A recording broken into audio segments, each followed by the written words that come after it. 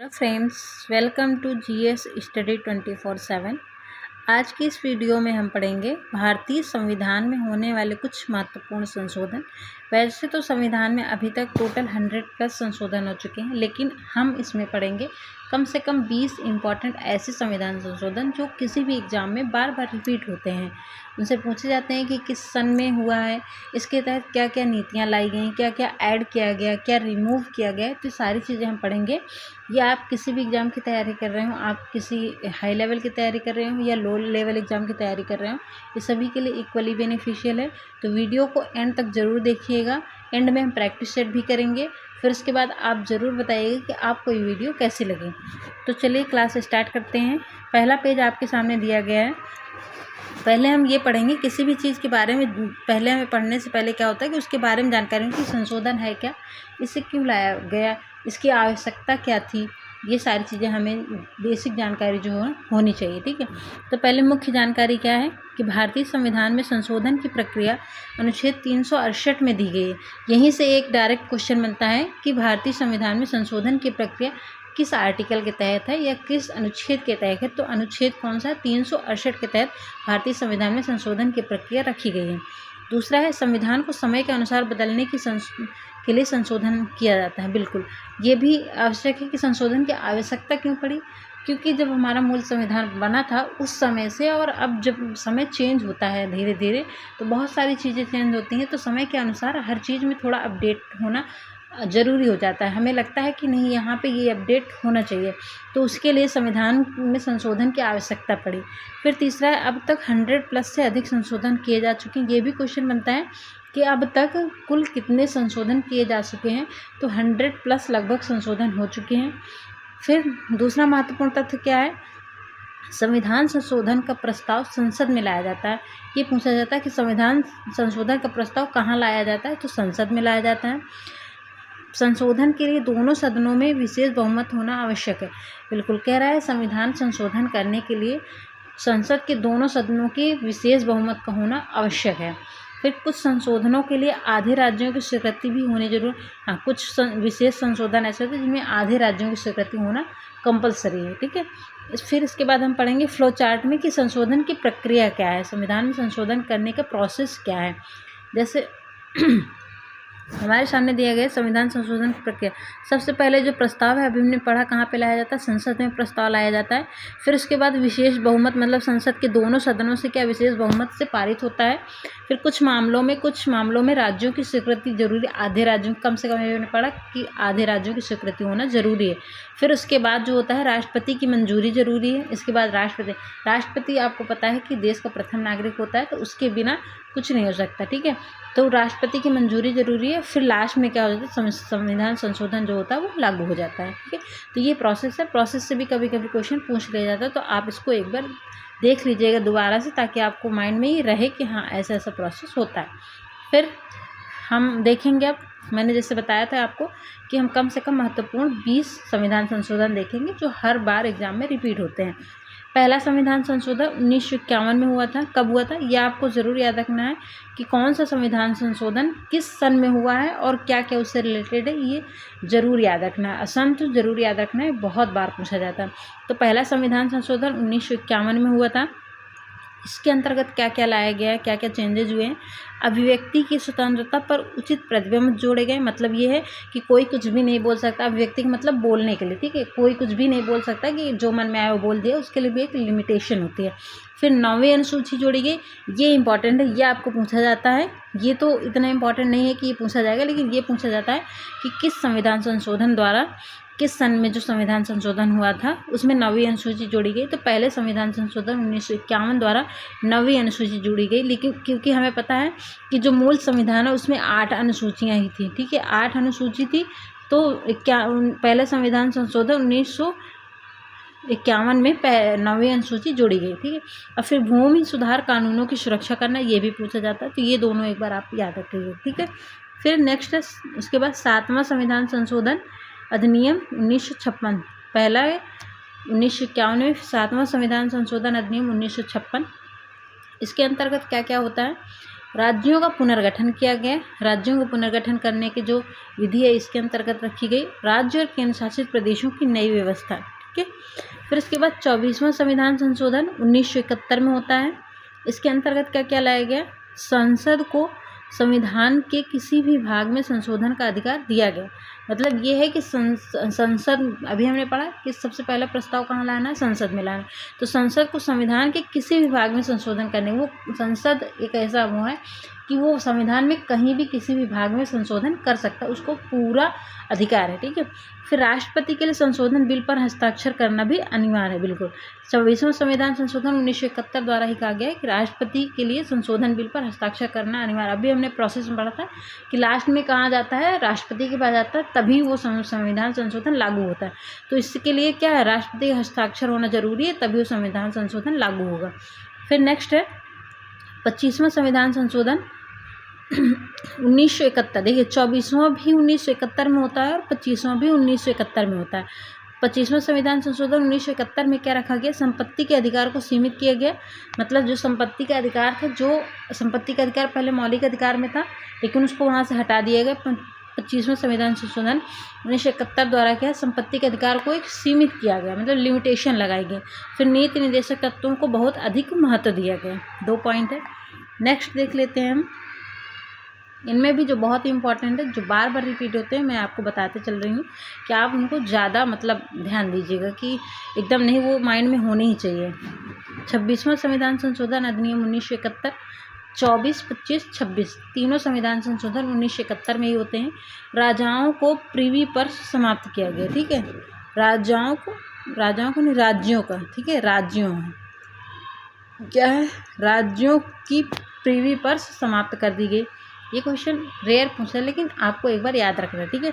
36वां संविधान संशोधन 1975 क्या है? 36वां संविधान संशोधन 1975, ये आपको इम्पॉर्टेंट है, ये याद रखिएगा। ये पूछा जाता है कि किस संविधान संशोधन द्वारा सिक्किम भारत का 22वां राज्य बना, ठीक है। तो 36वां संविधान संशोधन अधिनियम 1975 द्वारा सिक्किम भारत का 22वां राज्य बना। 42वां संविधान संशोधन 1976 क्या है? 42वां संविधान संशोधन 1976। ये तो आप ट्रिपल, चाहे जितने स्टार लगा लीजिए, 555 कितने भी स्टार लगा लीजिए, बहुत इंपॉर्टेंट है। इससे हर एग्जाम में क्वेश्चन बनते हैं। 42वां संविधान संशोधन 1976, इसका एक एक पॉइंट आपको याद रखना है। पहला, इसे मिनी संविधान भी कहा जाता है, मतलब इसे छोटा संविधान भी कहा जाता है, क्योंकि इसके अंतर्गत काफ़ी कुछ संविधान में जोड़ा गया था। फिर प्रस्तावना में समाजवादी, पंथ निरपेक्ष, अखंडता शब्द जोड़े गए। ये भी पूछा जाता है, क्वेश्चन हमेशा बनता है कि प्रस्तावना में जो संशोधन होता है वो किस संविधान संशोधन द्वारा होता है? 42वां संविधान संशोधन होता है। फिर पूछा जाता है कि प्रस्तावना में क्या क्या शब्द जोड़े गए थे? तो समाजवादी, पंथ निरपेक्ष और अखंडता, 3 शब्द जोड़े गए थे 42वां संविधान संशोधन 1976 द्वारा। फिर मौलिक कर्तव्य जोड़े गए, ठीक है। 10 मूल कर्तव्य जो है मौलिक कर्तव्य, पहले जब मूल संविधान का गठन हुआ था तब उसमें एक भी मौलिक कर्तव्य नहीं थे। कभी कभी ये भी क्वेश्चन पूछा जाता है कि मूल संविधान का जब गठन हुआ था तो उसमें कितने मौलिक कर्तव्य थे? तो वहाँ पे 0 थे। ये मौलिक कर्तव्य बाद में 42वां संविधान संशोधन 1976 द्वारा 10 मौलिक कर्तव्य जोड़े गए थे और 11वां जो है वो 1986 में जोड़ा गया था, ठीक है। उसके बाद है संसद की शक्तियाँ बढ़ाई गई। बिल्कुल ये तो इतना इंपॉर्टेंट, लेकिन ये ऊपर के तीनों पॉइंट बहुत इंपॉर्टेंट है, इससे हमेशा क्वेश्चन बनता है, तो आप इनको ज़रूर याद रखिएगा। फिर नेक्स्ट दिया गया है 44वां संविधान संशोधन 1978। ये और ये दोनों बहुत इंपॉर्टेंट है, मोस्ट इंपॉर्टेंट ये क्वेश्चन है, ठीक है।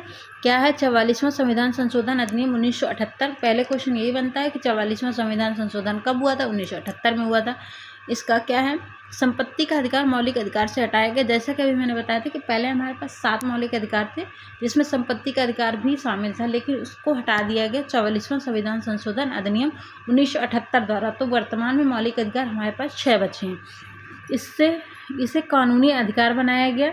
संपत्ति के अधिकार को मौलिक अधिकार से हटाकर इसे कानूनी अधिकार बना दिया गया। आपातकाल से संबंधित प्रावधानों में बदलाव किया गया।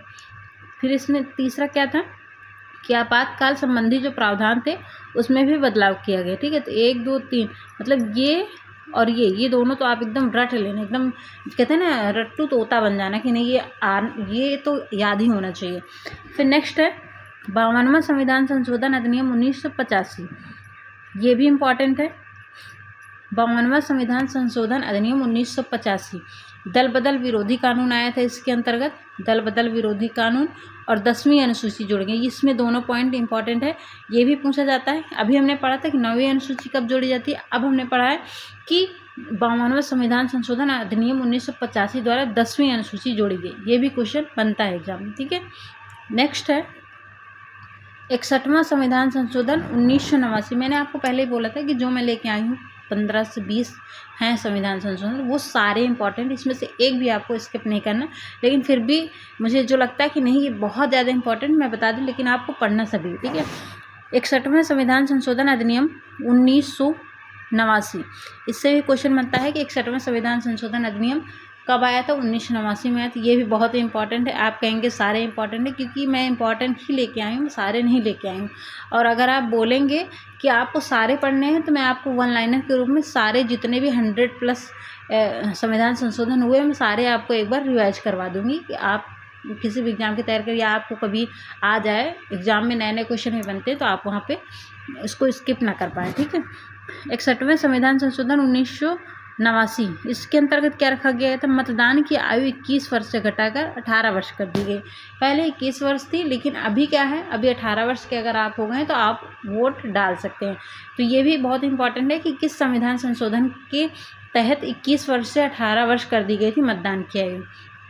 नेक्स्ट है 69वां संविधान संशोधन अधिनियम 1991, इसके अंतर्गत क्या क्या रखा गया था, दिल्ली को राष्ट्रीय राजधानी बनाई गई। दिल्ली को क्या है, राष्ट्रीय राजधानी बनाई गई किस, 69वां संविधान संशोधन अधिनियम 1991 के द्वारा, और दिल्ली विधानसभा की स्थापना की गई। नेक्स्ट है 73वां संविधान संशोधन अधिनियम 1992, ये भी बहुत इंपॉर्टेंट सभी है। 73वां संविधान संशोधन अधिनियम 1992, इसके अंतर्गत क्या रखा गया है, पंचायती राज व्यवस्था को संवैधानिक दर्जा दिया गया। पंचायती राज का गठन किया गया, मतलब संवैधानिक दर्जा उसको मिला, और 11वीं अनुसूची जोड़ी गई। अभी हम पहले क्या देखो, मूल संविधान में 8 अनुसूची थी, पहले 9वीं अनुसूची जोड़ी गई पहले संविधान संशोधन द्वारा, फिर अभी 10वीं अनुसूची जोड़ी गई, अब क्या है 11वीं अनुसूची जोड़ी गई। तो 73वें संविधान संशोधन 1992 द्वारा 11वीं अनुसूची जोड़ी गई, और इसी में पंचायती राज व्यवस्था को भी संवैधानिक दर्जा प्राप्त हुआ।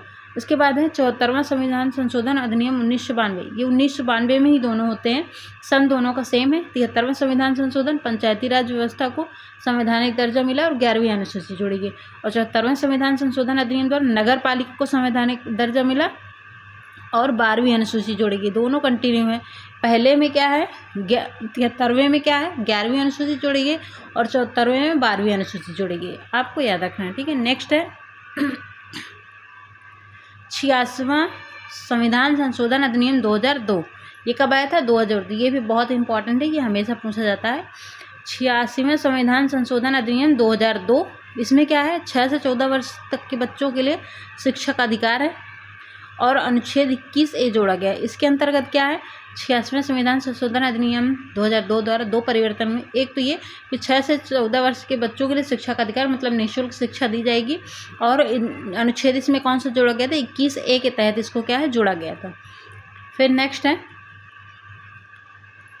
नेक्स्ट दिया गया है 91वां संविधान संशोधन अधिनियम 2003, इसके अंतर्गत रखा गया था मंत्रिपरिषद का आकार लोकसभा या विधानसभा के 15% तक सीमित होगा, ठीक है। मंत्रिपरिषद का आकार जो होगा चाहे लोकसभा में हो चाहे विधानसभा में हो 15% तक सीमित रहेगा। इसके बाद 97वां संविधान संशोधन अधिनियम 2011 आया है, इसके अंतर्गत क्या है सहकारी समितियों को संवैधानिक दर्जा दिया गया। ये भी क्वेश्चन बहुत इंपॉर्टेंट है, पूछा जाता है कि किस संविधान संशोधन द्वारा सहकारी समितियों को संवैधानिक दर्जा मिला, कोऑपरेटिव सोसाइटीज़ को, तो वो क्या है 97वां संविधान संशोधन 2011 द्वारा। 101वां संविधान संशोधन अधिनियम 2016, ये तो सबको पता है जीएसटी लागू किया गया था। 102वां संविधान संशोधन अधिनियम 2018, इसके अंतर्गत राष्ट्रीय पिछड़ा वर्ग आयोग को संविधान मतलब जो ओबीसी हैं, ठीक है, ओबीसी हैं उनको क्या है संवैधानिक दर्जा प्राप्त हुआ था। 103वां संविधान संशोधन 2019, इसमें क्या हुआ था ईडब्ल्यूएस को 10% आरक्षण क्या है दिया गया था। EWS पता है ना, इकोनॉमिकली वीकर सेक्शन जो होते हैं, जो इनके अंतर्गत आते हैं, उन्हें हर जॉब में या हर जगह 10% का आरक्षण मिलता है। ठीक है, फिर उसके बाद लास्ट है हमारा, ये लास्ट ही है आई थिंक, 104वां संविधान संशोधन अधिनियम 2020। ये इसमें क्या होता है, SC और ST के लिए लोकसभा और विधानसभा में आरक्षण की अवधि बढ़ाई है। मतलब SC मतलब अनुसूचित जाति और अनुसूचित जनजाति के लिए लोकसभा और विधानसभा में आरक्षण की अवधि को क्या बढ़ा दिया गया है 104वां संविधान संशोधन अधिनियम 2020 द्वारा। ठीक है, तो ये टोटल 20 अधिनियम थे संविधान संशोधन के, जो बहुत इंपॉर्टेंट थे, जो हमेशा एग्जाम्स में रिपीट होते हैं, उनको हमने देखा है। अब हम ये देखेंगे, कभी कभी ये भी पूछ लिया जाता है कि कौन सा संविधान संशोधन किस चीज़ से जुड़ा हुआ है। जैसे मौलिक अधिकार से जुड़े संशोधन कौन कौन से हैं, ये देख लेते हैं फटाफट एक नज़र में, क्योंकि हम पढ़ चुके हैं। पहला संविधान संशोधन, 25वां संविधान संशोधन 44वां और 86वां, ये 4 संविधान संशोधन जो मौलिक अधिकार से जुड़े हैं। फिर राजनीतिक एवं चुनाव संबंधी संशोधन कौन कौन से, 52वां है, 61वां है, 91वां है और 106।